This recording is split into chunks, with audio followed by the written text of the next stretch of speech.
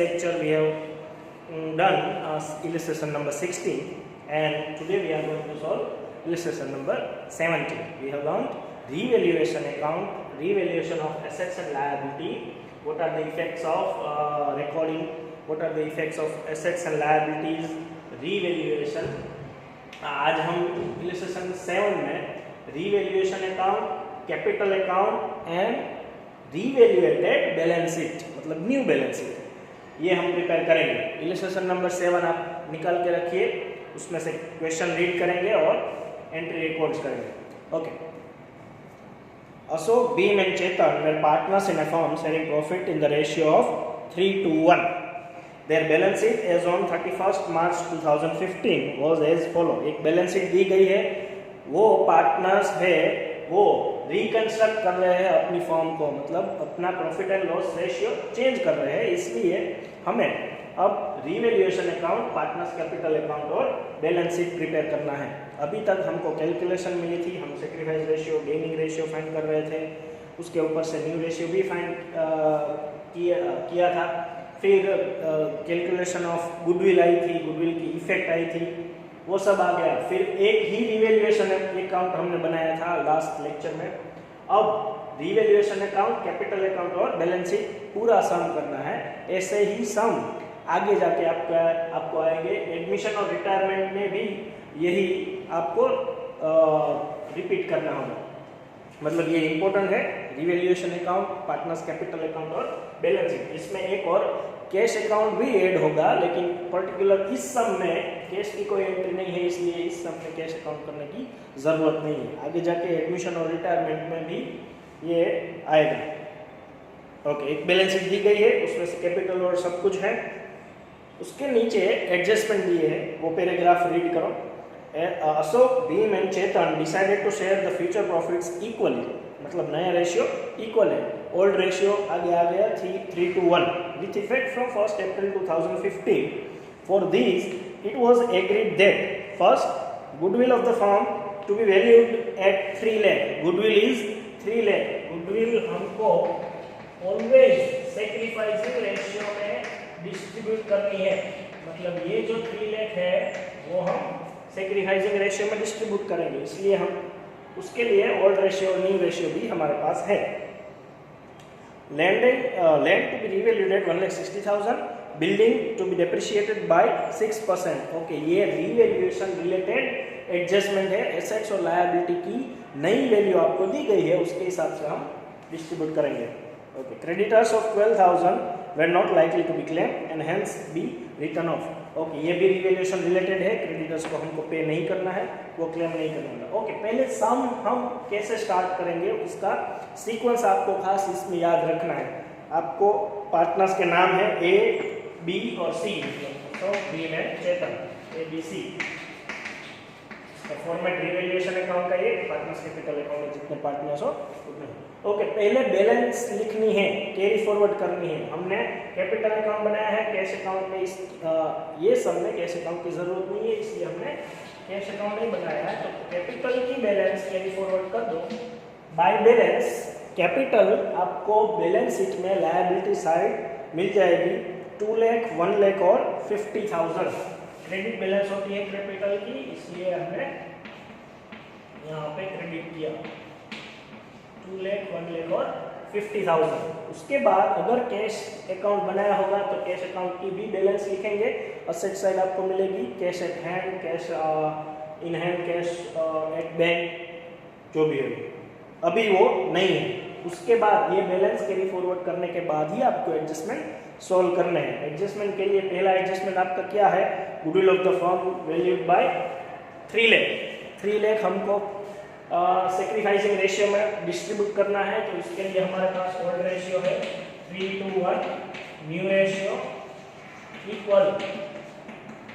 Paragraph के starting में old ratio दिया है, बैलेंस शीट के नीचे न्यू रेशियो दिया है, उसको हम सैक्रिफाइस रेशियो फाइंड करेंगे। पहले ए का 3/6 minus old minus new 1/3 is equal to 6 1/6।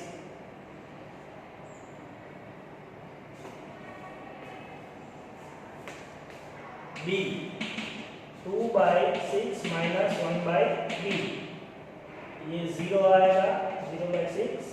C में 1/6 माइनस 1/3, ये -1/6 आएगा। मतलब ये सेक्रीफाइस कर रहा है और ये गेन कर रहा है।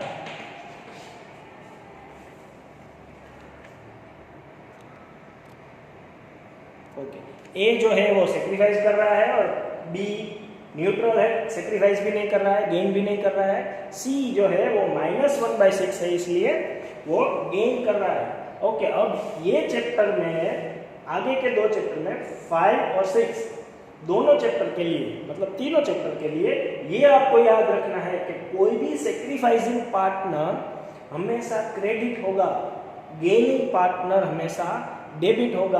आपको गुडविल डिस्ट्रीब्यूट करनी है ये रेशियो में, तो गुडविल 3 लाख है, 3 लाख इंटू सेक्रीफाइसिंग प्रोपोर्शन मतलब 1/6, 3 लाख इंटू 1/6 करो तो कितना आएगा 50,000,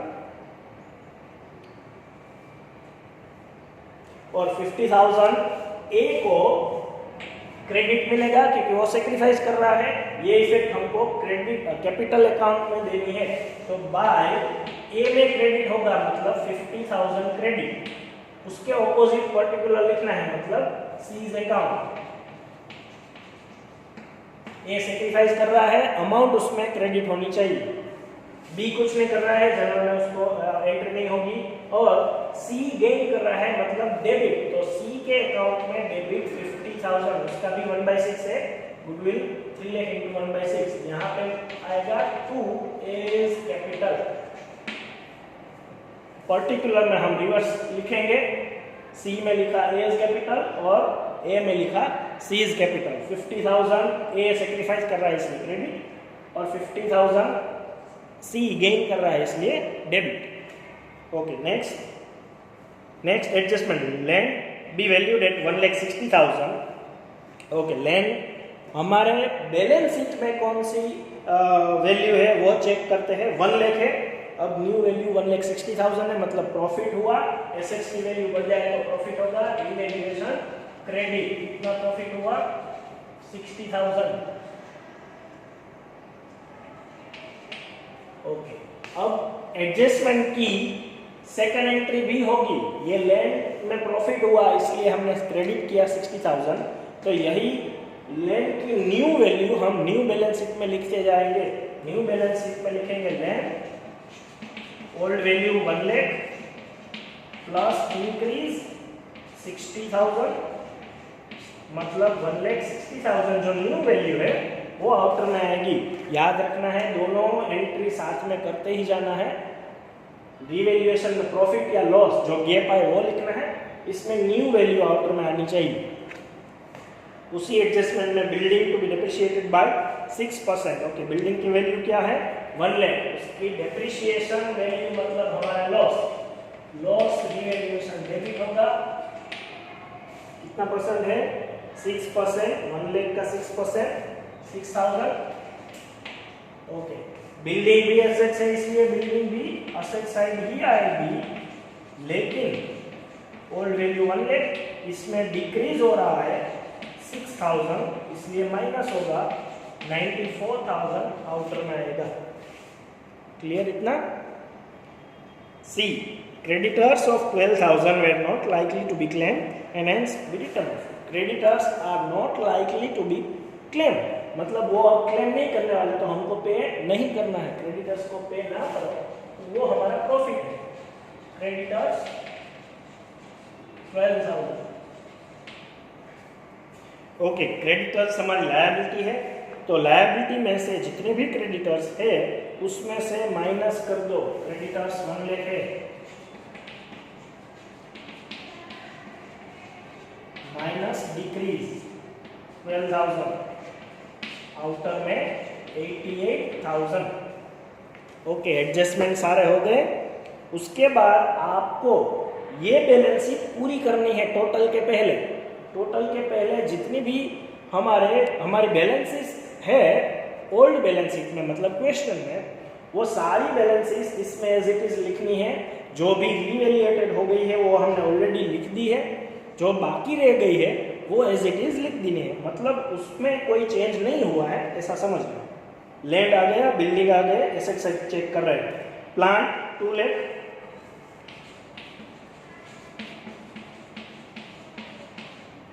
स्टॉक 80,000, डेटर्स 60,000 और बैंक 10,000। एसेट साइड हमने पूरी बैलेंसेस लिख दी है, जो भी चेंज नहीं हुआ है, जिसका एडजस्टमेंट ना हो वो चेंज नहीं हुआ है, इसलिए हमने as it is carry forward कर दी। उसके बाद लायबिलिटी साइड क्रेडिटर्स हमने लिख लिए हैं, बिल्स पेएबल में कुछ चेंज नहीं है तो 40,000 as it is.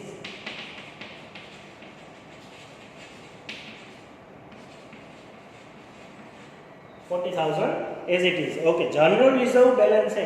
General reserve हमने एक आगे के लेक्चर में डिस्कस किया था। जो भी रिजर्व हो, प्रॉफिट एंड लॉस हो या कोई भी ऐसी बैलेंस हो जो डिस्ट्रीब्यूट होती है, उसको डिस्ट्रीब्यूट करना है हमको कैपिटल अकाउंट में ओल्ड रेशियो में। तो जनरल रिजर्व कितनी है? 60,000। Old ratio 3:1। 3:1 में ओल्ड रेशियो में capital account credit side distribute करनी है। 60,000 को ओल्ड रेशियो 3:1 में डिस्ट्रीब्यूट करो तो 30,000, 20,000 और 10,000 आएगा। जो भी रिजर्व हो उसको हम क्रेडिट करेंगे 30, 20 और 10। जनरल रिजर्व क्रेडिट होगी, profit and loss account credit होगा, वर्कमैन कंपनसेशन रिजर्व भी क्रेडिट होगा। सिर्फ प्रॉफिट एंड लॉस अकाउंट की अगर डेबिट बैलेंस हो तो वो डेबिट होगी, और अगर कोई डिफर्ड रेवेन्यू एक्सपेंसेस हो, मतलब फिक्टिशियस एसेट्स हो जो असेट साइड दिए गए हो, उसको भी हम डेबिट साइड डिस्ट्रीब्यूट कर देंगे पार्टनर्स अकाउंट में old ratio. Goodwill sacrifice ratio में होगा और बाकी सारी बैलेंसेस ओल्ड रेशियो में होगी। बाकी सारी बैलेंसेस आ गई, कैपिटल हमने कैपिटल अकाउंट में लिख दी है। अब नई बैलेंसेस आएगी। अब हमको टोटल करना है, पहले रिवैल्यूएशन अकाउंट का टोटल करना है। इस साइड का टोटल है 72,000, इस साइड 72,000 लिख दो। बैलेंस आएगी 66,000। इसको डिविजिबल प्रॉफिट बनेंगे और डिविजिबल प्रॉफिट हम ओल्ड रेशियो में डिस्ट्रीब्यूट करेंगे। 66,000 को ओल्ड रेशियो में आप डिस्ट्रीब्यूट करो 3:1 में तो 33,000, 22,000 और 11,000 आएगा। ये डिविजिबल प्रॉफिट कैपिटल अकाउंट में क्रेडिट होगा बाय डिविजिबल प्रॉफिट। 33,000, 22,000 और 11,000। ओके, अब ये बैलेंस क्लोज करनी है आपको कैपिटल अकाउंट की। कैपिटल अकाउंट का टोटल 3,13,000, 1,42,000, 71,000 और ये टोटल यहाँ पे लिख दो 3,13,000, 1,42,000 और 71,000। ओके, ये गैप निकाल दो, ए और बी में सेम रहेगा, सी में 50,000 माइनस हो।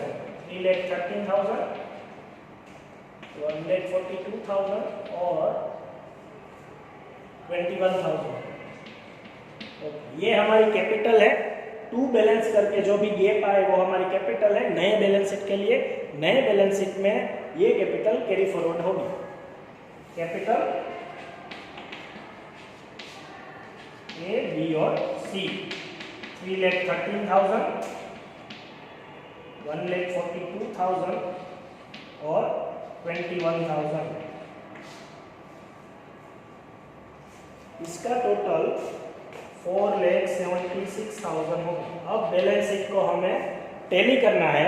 बैलेंस शीट के एसेट्स और लायबिलिटी साइड का टोटल करना है, जो कि सेम आएगा 6,04,000 और यहाँ पे भी 6,04,000। डन। ये हमारा रिवैल्यूएशन का सम है पूरा, और इसी टाइप के सम आपको आगे आएंगे। इसके अलावा इसमें एक और पॉइंट भी आएगा, जो भी हम बैलेंस निकाल रहे हैं, कैपिटल हम फाइंड कर रहे हैं, उसकी भी आपको इंस्ट्रक्शन मिल सकती है। इसमें एडजस्टेड कैपिटल आपको ये नया पॉइंट आएगा। ये चैप्टर में सिर्फ एडजस्टेड कैपिटल का एक पॉइंट रह गया है। उसके बाद हम एडमिशन ऑफ पार्टनर चैप्टर शुरू करेंगे। उस चैप्टर में 5th और 6th चैप्टर में ये सारे अकाउंट्स रिपीट होंगे, तो इसमें खास ध्यान देना आप। ये आपको आगे भी आपको काम आएंगे दोनों चैप्टर में। Thank you.